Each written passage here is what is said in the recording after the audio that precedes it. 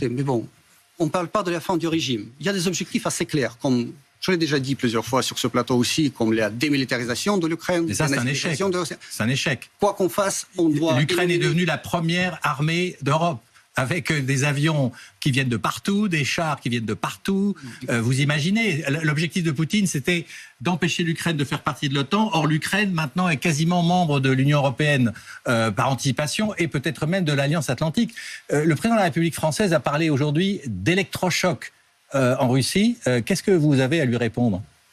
Mais vous parlez de l'Ukraine qui, à vous écouter, a reçu déjà des chars, des avions et tout, qui est le membre de toutes les unions et de tous les blocs. Mais en fait, l'Ukraine, c'est juste un terrain de combat mené par les États-Unis et ses alliés contre la Russie, avec un seul objectif, de mettre la Russie sur les genoux, d'infliger à la Russie une défaite stratégique avec un objectif peut-être final de démembrer la Russie ou de la marginaliser, bon, peu importe. C'est vous qui nous avez expliqué. Pardon, c'est vous qui nous avez expliqué à l'instant que l'objectif de votre guerre, c'était de dénazifier l'Ukraine. Oui.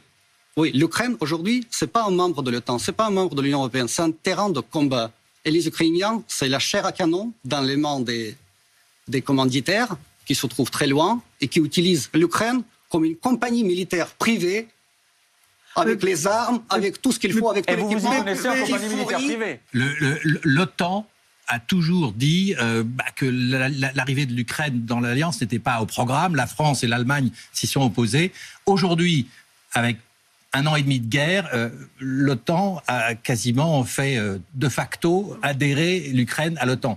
Et ça crée un électrochoc. Qu'est-ce que vous répondez au président de la République quand il dit « ça crée un électrochoc » Lui qui avait parlé de la mort de l'OTAN, cérébrale. La mort cérébrale de l'OTAN. Aujourd'hui, on voit que l'OTAN est revigoré comme jamais.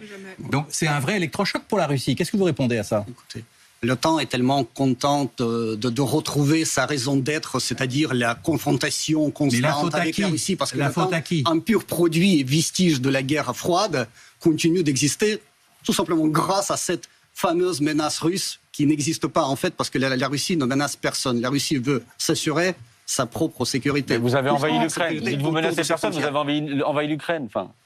C'est très simple de le dire, vous avez envahi l'Ukraine. Bien sûr, pour vous, l'histoire commence le 24 février dernier, donc là, oui, vous avez envahi l'Ukraine. Mais vous n'avez pas répondu aux électrochocs.